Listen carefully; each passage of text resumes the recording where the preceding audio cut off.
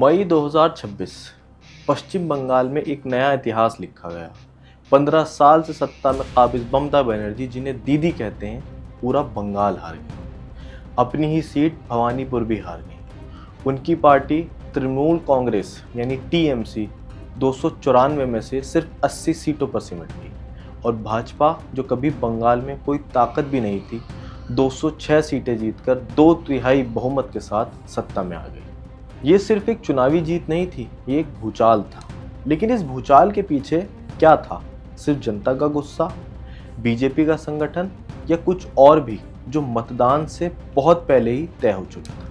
नमस्कार, आप देख रहे हैं द हिंदी टॉप। मैं असद शेख।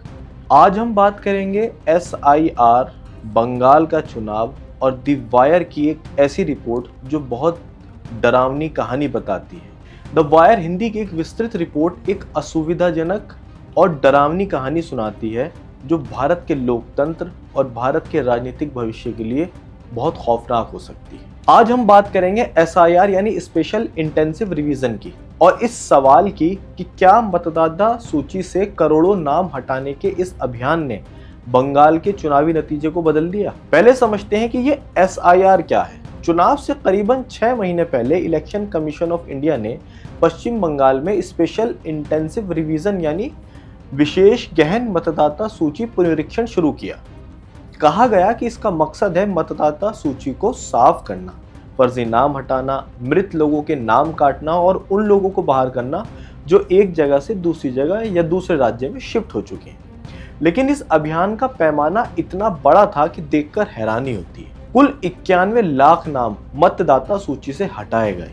इनमें 58 लाख नाम ASDD यानी एब्सेंट, शिफ्टेड, डिलीटेड और डिस्प्लेस थे, और 27 लाख से ज्यादा वोटर्स को अंडर एडजुडिकेशन यानी UA की श्रेणी में डाल दिया गया, यानी उनकी नागरिकता या निवास पर भी सवाल उठाकर उन्हें वोट डालने के अधिकार से वंचित किया जा सकता है।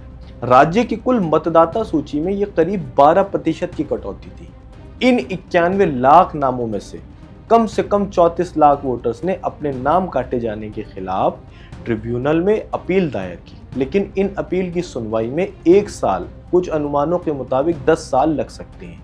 यानी चुनाव हो गया, लेकिन इन लाखों लोगों का भविष्य अधर में लटका है। अब सबसे नाटकीय उदाहरण लेते हैं। भवानीपुर, ये ममता बनर्जी की सीट है, उनका गढ़ है, यहाँ से वो आसानी से जीतती रही है। लेकिन इस बार क्या हुआ?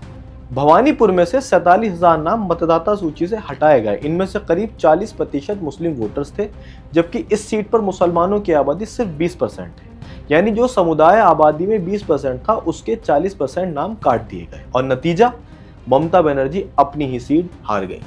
इसी तरह नंदीग्राम में, जहां बीजेपी नेता शुवेंदु अधिकारी फिर से लड़े, मुसलमान आबादी का हिस्सा है करीबन 25%, लेकिन वहां हटाए गए नामों में से 95% से ज्यादा मुसलमान वोटर्स थे। ये आंकड़े अपने आप में एक बड़ा सवाल खड़ा करते हैं। आइए अब पूरे राज्य का डेटा देखते हैं। पश्चिम बंगाल की 150 सीटों पर, यानी आधे से ज्यादा विधानसभा क्षेत्रों में, कुल हटाए गए वोटर्स की संख्या जीत के अंतर से ज्यादा थी। इसका मतलब समझिए, अगर किसी सीट पर बीजेपी 5000 वोट से ज्यादा से जीती है और वहां से 15,000 नाम पहले ही काट दिए गए, तो क्या वो जीत वाकई जनादेश था? इन 150 सीटों में से बीजेपी ने 99 सीटें जीती। 2021 में इन्हीं 150 सीटों पर बीजेपी के पास सिर्फ 19 सीटें थी। यानी एक चुनाव में 19 से 99 का, यानी 5 गुना का उछाल देखने को मिला। अगर और बारीकी से देखें, जिन 147 सीटों पर 25,000 से ज्यादा नाम काटे गए थे, उनमें बीजेपी ने 95 सीटें जीती। टीएमसी को वहां सिर्फ 91 सीट मिली।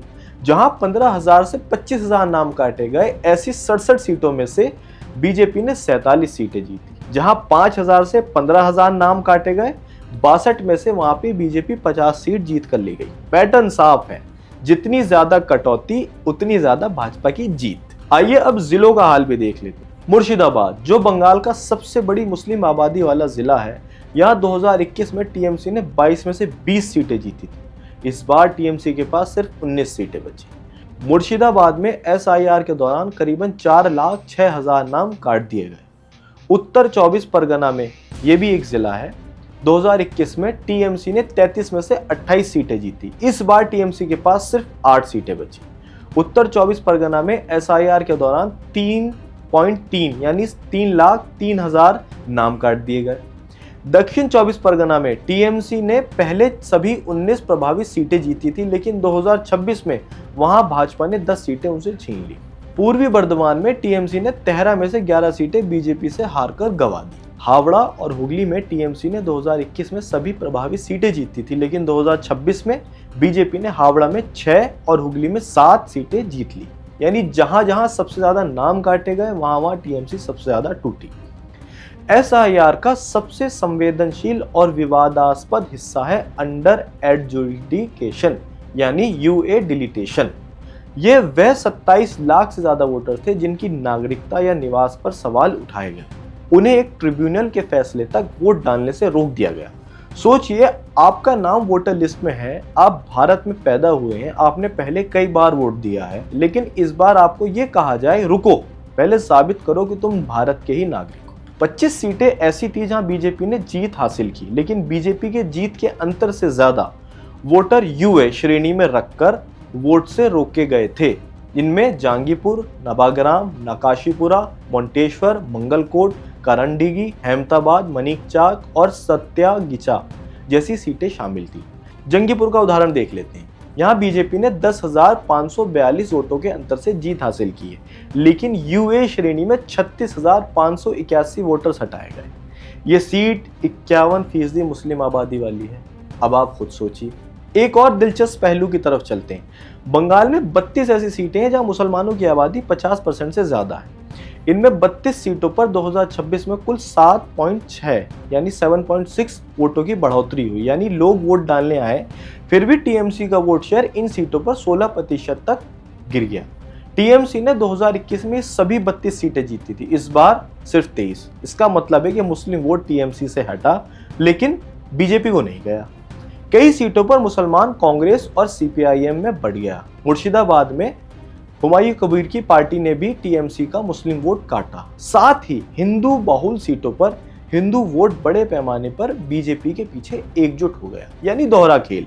एक तरफ मुसलमान वोट बिखरा, दूसरी तरफ हिंदू वोट एकजुट हो गया। लेकिन यहाँ एक और जरूरी बात, क्या एसआईआर ही एकमात्र वजह थी बीजेपी की जीत की? सच ये नहीं।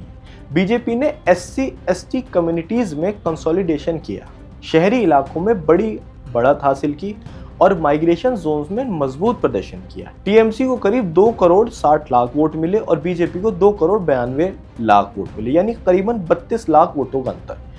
बीजेपी को 46% वोट मिले और टीएमसी को 41%। वोट शेयर का फर्क सिर्फ 5% है, लेकिन सीटों में ये फर्क 125 से ज्यादा का रहा।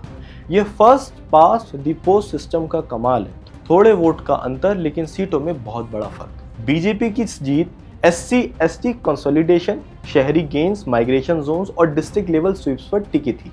एसआईआर ने शायद टाइट मार्जिन्स वाली सीटों पर नतीजे प्रभावित कर दिए, लेकिन जीत की पूरी इमारत सिर्फ एसआईआर पर ही नहीं खड़ी थी।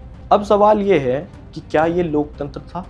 तो निष्कर्ष पर आ जाते हैं। द वायर हिंदी की रिपोर्ट नहीं कहती है कि एसआईआर ना होता तो टीएमसी जरूर जीतती, वो इतना दावा नहीं करती, लेकिन वो एक डेटा की एक ऐसी तस्वीर पेश करती है जो बहुत असुविधाजनक भी है और डरावनी भी। 150 सीटों पर जीत का अंतर कटौती से कम था।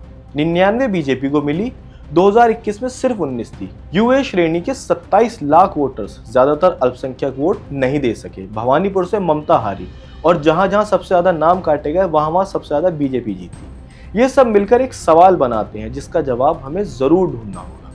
क्या ये जीत का तरीका लोकतंत्र के लायक था? क्योंकि चुनाव सिर्फ ये नहीं पूछता कि कौन जीता, चुनाव ये भी पूछता है कि जीत कैसे हुई। आपको हमारी रिपोर्ट, हमारी वीडियो कैसी लगी? कमेंट करें और ज़रूर बताएं। द हिंदी टॉप को सब्सक्राइब करना ना भूलें और अपनी राय कमेंट सेक्शन में ज़रूर बताएं।